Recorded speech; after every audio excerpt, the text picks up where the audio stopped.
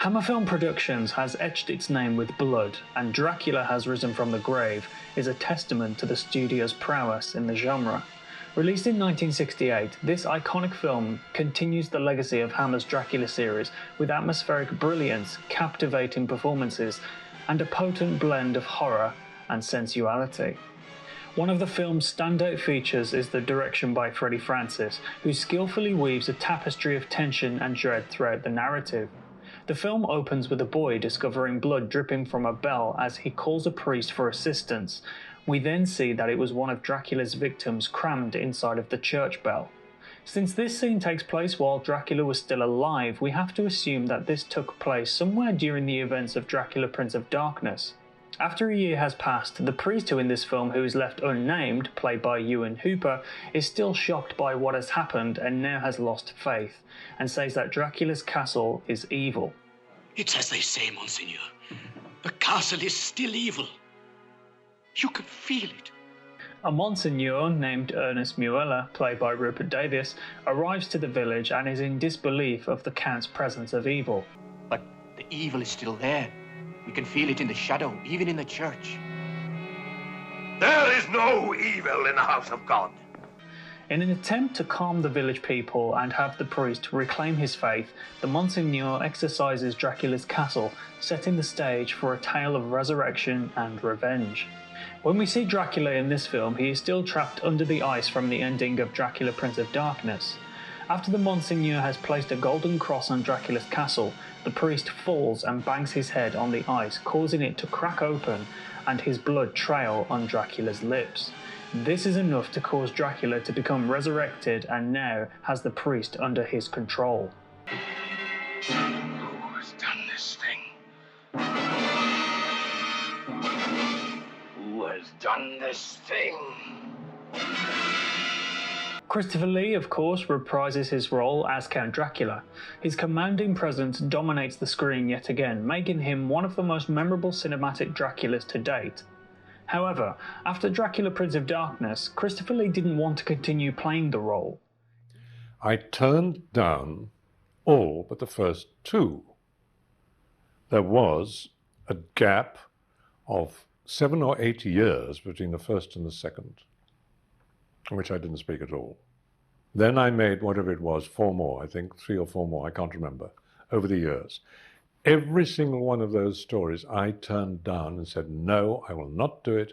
I don't like the story. It's nothing to do with the character, and I don't want to play the part anymore. I can't do anything more with it. What happened every single time that no got back to Hammer was I got hysterical telephone calls. You've got to do it, you've got to do it, you've got to do it. The answer I got was, because we've already sold a film to the American distributor with you in the role, otherwise they weren't interested. And here comes the crunch. Think of the people you'll put out of work if you don't do it. So what do? Am I going to be held responsible for putting 90 to 100 people out of work? Actors, actresses, directors, writers, producers, technicians. How could I?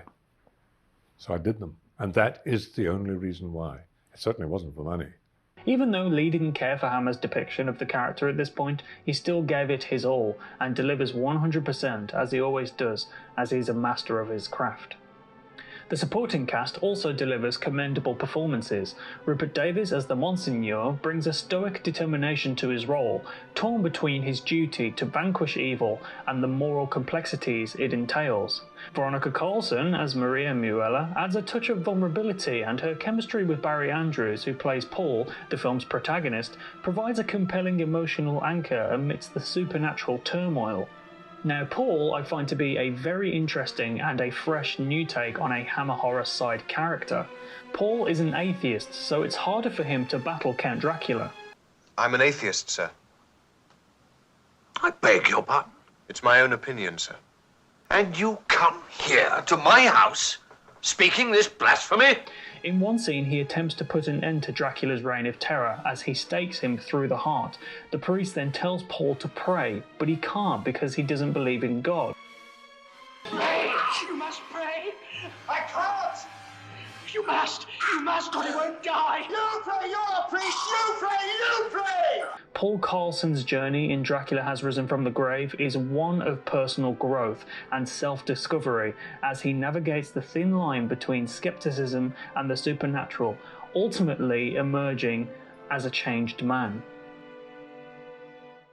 James Bernard returns to compose the score, and as always, it complements the gothic visuals, enhancing the overall atmospheric experience.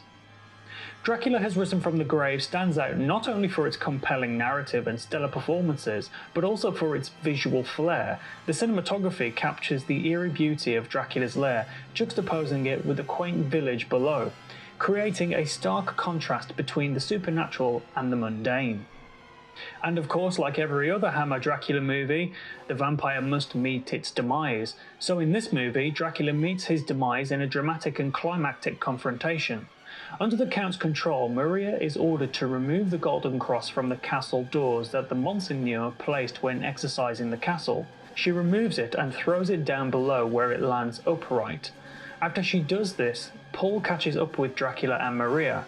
After a quick struggle, Paul gets the upper hand and pushes Dracula over the parapet, causing him to fall straight onto the golden cross down below. Maria and Paul watch when Dracula struggles in agony. The priest from afar watches Dracula as the Count reaches up to him still struggling. Finally, the priest regains his faith and begins to recite the Lord's Prayer in Latin. The last shot of Dracula is shown with blood dripping from his eyes before he is dissolved into dust, making this one of the greatest Hammer Dracula deaths of all time. In conclusion, Dracula Has Risen from the Grave is a triumphant entry in the Dracula series, and in my opinion is the last great Dracula movie starring Christopher Lee from Hammer. The film showcases the studio's ability to craft atmospheric and visually stunning horror films. With Christopher Lee at the helm of the iconic vampire, supported by a talented cast and a haunting musical score, the film remains a classic that continues to captivate Hammer horror fans, making it one of the best in the Hammer Dracula series. Now my revenge is complete.